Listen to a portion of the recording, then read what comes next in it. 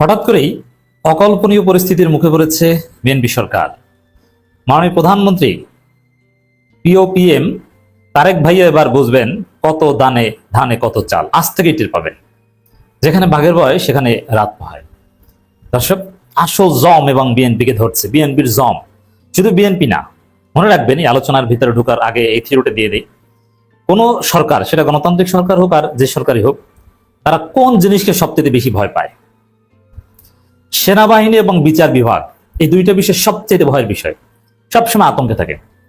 এই জন্য যারা ফেসিস্ট, যাদের নৈতিক ভিত্তি দুর্বল, তারা প্রথমে সেনাবাহিনী দখল করেন, এরপরে বিচার বিভাগকে কব্জা করেন, তার পছন্দের প্রধান বিচারপতি বানানোর জন্য কত কিছু করেন। বাংলাদেশের ইতিহাসে এটা, যেভাবেই হোক পছন্দের প্রধান বিচারপতি বানাতে হবে, পছন্দের সেনাপ্রধান বানাতে হবে। কিন্তু তারপরও এই দুইটা জায়গা নিয়ে অনেক ভয়, সিভিল অ্যাডমিন নিয়ে ভয় নাই। কারণ ইতিহাস ঘাটলে যেটা দেখা যায়, নিজে যাকে পছন্দ করে প্রধান বিচারপতি বানিয়েছে সেই তার বিরুদ্ধে সঠিক রায় দিয়েছে। কারণ বিচার বিভাগের লোকজন দালালি করলেও মিনিমাম নৈতিকতা থাকে। একদম চূড়ান্ত পর্যায়ে দালাল এনায়েতুর রহিম কিংবা এই শামসুদ্দিন চৌধুরী মানিক, এদের মধ্যে চূড়ান্ত পর্যায়ে দালাল খুব কম হয়।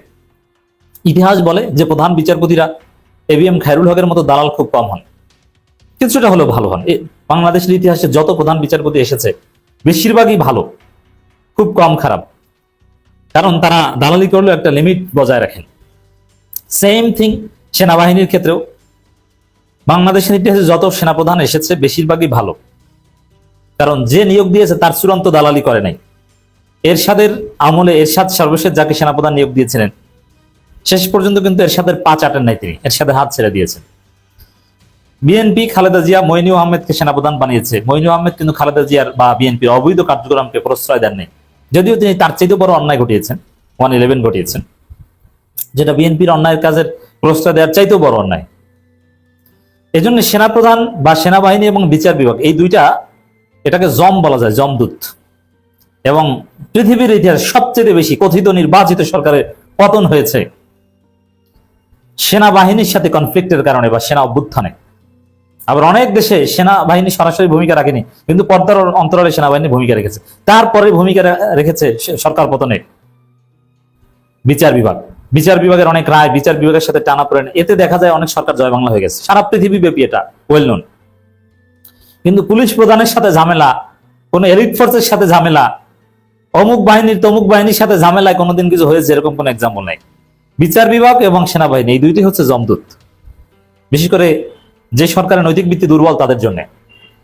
এখন তারেক রহমান এমনিতেই সেনাবাহিনী নিয়ে সবসময় চিন্তিত থাকেন, কারণ সেনাবাহিনীর সাথে 2007 সালেই তার একটা ঘটনা ঘটে গেছে এবং সেনাবাহিনীর কাছেই তার মুসলেখা সম্পর্কিত বিষয় আছে। মার্কিন যুক্তরাষ্ট্র এখানে জড়িত। আর বিচার বিভাগকে কবজা করতে চায়, কিন্তু বিচার বিভাগ কবজা করতে পারছে না। এইটি হচ্ছে আমার এই আলোচনার আলোচ্য বিষয়। ব্রেকিং নিউজ, এইমাত্র রায় প্রকাশ শিশির মনির ফেসবুক স্ট্যাটাস থেকে আপনাদের শোনাচ্ছে এবং বিভিন্ন গণমাধ্যমে এটা এসেছে। নিম্ন আদালতের নিয়ন্ত্রণ সুপ্রিম কোর্টের উপর ন্যস্ত থাকবে, রাষ্ট্রপতির উপর নয়। পৃথক বিচার বিভাগের সচিবালয় প্রতিষ্ঠার নির্দেশ। কেমন লাগে?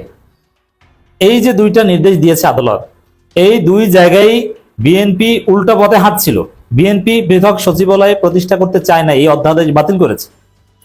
বিএনপি পুরো বিচার বিভাগকে, বিচারক নিয়োগ থেকে শুরু করে সবকিছু সরকারের হাতে রাখতে চেয়েছে, কিন্তু আদালত রায় দিয়েছে না, এগুলো করা যাবে না। নিম্ন আদালত থাকবে সুপ্রিম কোর্টের হাতে, আইনমন্ত্রী রায় লিখে দেবে নিম্ন আদালতের, এবং বিচারকদের কোথায় কি বদলি হবে নিজেদের মতো করে সব ঠিক করে দিবে, না, এটা হবে না। এটা সম্পূর্ণ কোর্টের ব্যাপার। এবং আইন মন্ত্রণালয়ের লোকজন বিচার বিভাগের উপর সরি করাবে, এটা হবে না। একদম হিসাব ক্লিয়ার।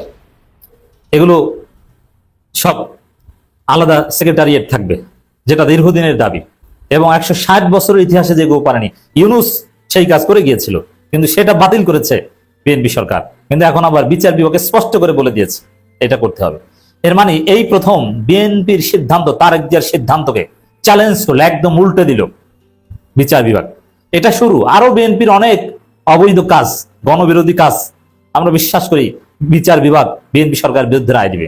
এখন করেন, বিচার বিভাগকে উপেক্ষা করে পারলে জুডিশিয়াল সেক্রেটারিয়েট গঠনের কাজ বন্ধ করে দেন এবং নিম্ন আদালত সুপ্রিম কোর্টের হাতে থাকবে না, এটা সালাউদ্দিন আর আসাদুজ্জামানের হাতে থাকবে। পারলে করেন না, দেখি এবার কি পারেন।